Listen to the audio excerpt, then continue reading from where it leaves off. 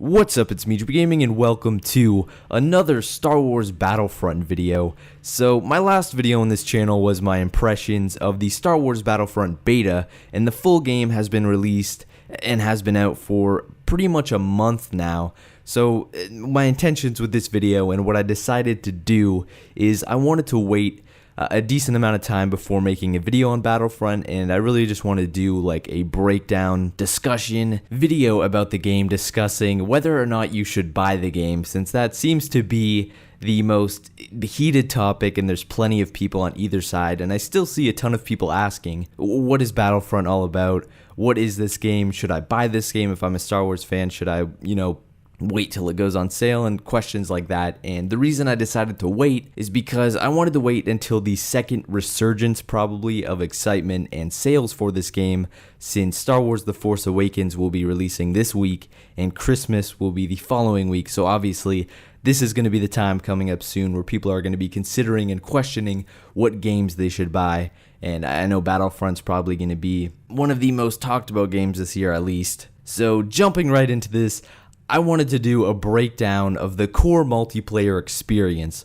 What does the multiplayer offer in Star Wars Battlefront? I think the most common thing you're going to be seeing if you're searching this game is the lack of content, that this game isn't offering what a $60 game should be offering. So let's do a little breakdown of what the multiplayer experience offers here. The base game, including the free Battle of Jakku DLC, includes 10 game modes, 11 weapons, 6 heroes and villains, and 14 maps. Now to give you some reference of basically what this all means, comparing it to another game that recently released, or I think what it's going to be its biggest competition this year, which will probably be Black Ops 3. So I made this little comparison here just to show you a comparison of the core base multiplayer experience. Now obviously these games include much different content in other areas as well, especially Black Ops 3, but just to show you guys how this game stacks up against a similar game releasing around a similar time. Battlefront has 14 maps, while Black Ops 3 currently has 13 maps. So Battlefront actually right now has more maps than Black Ops 3, but this is all right now. Both of these games will be getting DLC at some point in the future. Now when we look at the weapons, this is where we're starting to see things differ quite a bit, with Battlefront only having 11 weapons, while Black Ops 3 has 31 weapons. So there is a significant difference in that area. And then the last category here, we have game modes.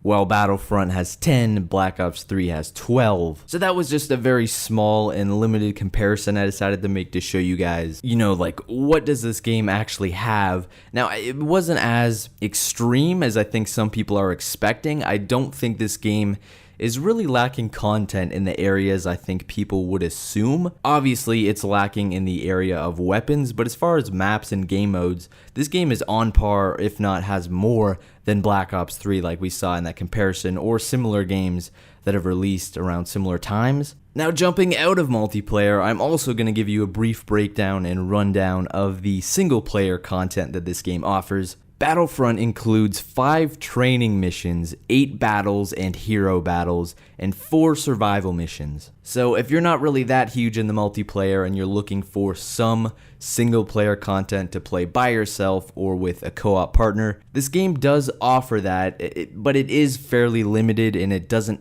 offer much incentive for replay value or really anything of value. I did get some enjoyment out of it using all the variety of different vehicles, playing as the heroes and villains. It is nice that they at least added some kind of single player experience rather than just completely cutting out the single player campaign and not even giving us any survival modes or anything like that. But I will say most of this single player stuff, I think for most people, is going to be something that you jump into once or twice and play, have a little bit of fun, maybe try to get some achievements, trophies, whatever, but it's really not anything that's going to keep you coming back and add hours of content to the game.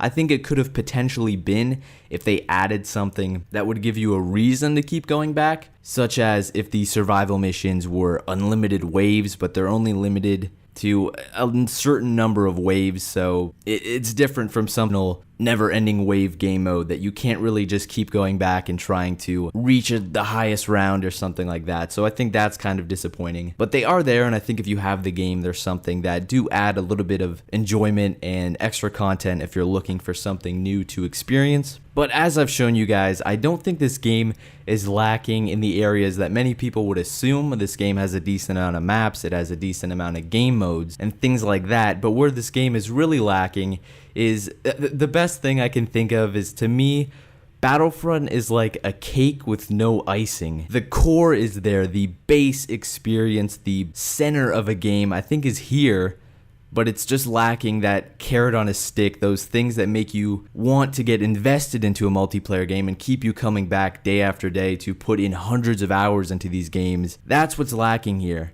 Especially if you compare it to other games that have released in the past few years, the way that we've seen other franchises moving forward, this game feels like it's taking a step backwards in certain areas such as customization, which I think is something we've seen many big franchises in the past few years pushing forward, especially Call of Duty, which we've seen with them. The most recent Call of Duties has been giving us way more options and variety with customization, and that to me is personally one of my number one things that I love about multiplayer games, is making your character feel like your own. And it gives you a way to turn some of those little meaningless tasks into something of value. For example, if you get 10 headshots with this gun, you unlock a new attachment, or if you get 20 kills with this grenade, you unlock a new camo or a new skin for your character, or anything along those lines, to me, is what this game is lacking. There is some customization, but it is all pretty ridiculous, like you can play as a grandma stormtrooper or something like that, but nobody wants to do that.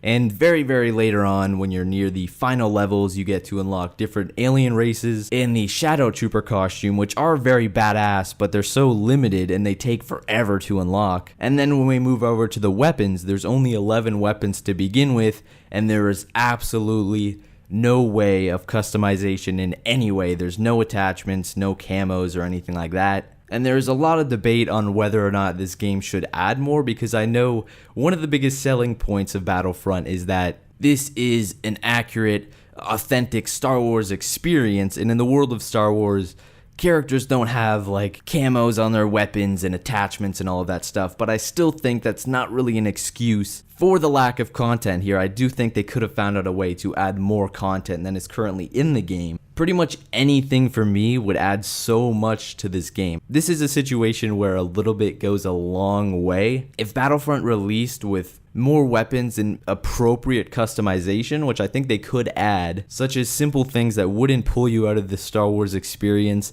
like maybe being able to unlock battle damage variations of your costume, some form of attachments to your weapon that possibly don't change the appearance, but could potentially change maybe the range, accuracy, damage, something like that is what this game desperately needs, in my opinion, in order to give this game extra life and to be able to be a franchise that can move forward and continue to release multiple Battlefront games in the future, which we know they're going to do regardless. And this is where I think the most backlash and controversy and everything with this game is surrounding is the Season Pass. The Season Pass is something we see time and time again with AAA games now. Pretty much any game you think of that's a big release has a Season Pass or DLC of some sort. But what I think makes this Battlefront Season Pass interesting and stand out so much is because of the lack of content to begin with. Now, we see similar Season Passes with many other games, such as Call of Duty being another comparison, which has had a $50 Season Pass for quite some time. But Call of Duty has always been a game that has a lot of content, regardless of what you think of it. Nobody really complains that you're not getting what you pay for. There's a ton of content and hours to be put into the game. With Battlefront, I think they put themselves in a bad situation by releasing a game that a lot of people are unsure of how much content they're getting and unsatisfied with the amount of stuff within the game. To also release a $50 Season Pass was definitely did not help the situation whatsoever, and I can totally understand why a lot of people feel like this is a situation where the game was cut down the middle. Half of the game went to release and the other half went to a Season Pass. And that is the problem here. Personally, I don't really have a huge problem with DLC or Season Passes if it's something that is actually worth the price, or if it's something that just feels like extra content being added onto a complete experience, and it doesn't really feel like that here. I think I could look past some of Battlefront's problems if there wasn't this overlying DLC thing that really leaves a sour taste in my mouth and makes me feel like they knew that this game was lacking content when it released, with the intentions of selling to us an expensive season pass that's going to pretty much double the content in the game. The season pass includes more maps than the base game. I'm really interested to see how this turns out for EA. There has been tons of people that have stood against this and made videos and forums and all kinds of stuff speaking up against this and telling people not to buy Star Wars Battlefront, so it certainly hasn't been working in their favor. Also, another problem I have with season passes is when the season pass is available to purchase without them even telling you what's in it. I think that is bullshit. If you're gonna release a season pass, at least tell people what they're buying, because we're starting to see a lot of people feeling ripped off by these season passes, comparing it to something like, let's say, the Arkham Knight season pass, which I think Arkham Knight is a complete game. I just don't think the season pass was what people wanted, because you get into this situation where people will buy the season pass, but they don't know what's in it, and then you're gonna have people that spend the $50 and they get content that maybe isn't bad content, but it's not necessarily what they were looking for, and you're gonna end up with a lot of pissed off people and disappointed people on your hands. So I really hope in the future, as we're probably gonna continue moving forward with tons of DLC and season passes and whatever with future releases, but I hope there's a push for people being more open and upfront with what we're actually buying and how much content we're getting within the season pass. Now, my final thoughts on Star Wars Battlefront after this fairly lengthy breakdown of just the whole content debate is, I think Battlefront at its core is a great game. I think it is very fun to play. It looks absolutely beautiful. It sounds amazing. I will say this game looks and sounds more like Star Wars than any game that is ever released. Do I think it's better than every Star Wars game? Absolutely not. But I think if you know what this game is, and if you understand going into it that this is a fairly simple, casual, first-person shooter that is beautiful and fun to play, but is just lacking that extra layer, I think there's still something great here. And I'm still very excited to see the future of the Battlefront series, because there is something promising here, and with the sequel, as we already know that they're developing, there is that potential there for a great game with tons of content, tons of customization and everything like that. As always, it's been MeJB Gaming. I would love to hear your thoughts on everything I said in this video. Do you agree with me? Do you not agree with me? What do you think of Star Wars Battlefront? What would you like to see added to the game? And I will see you guys in my next video.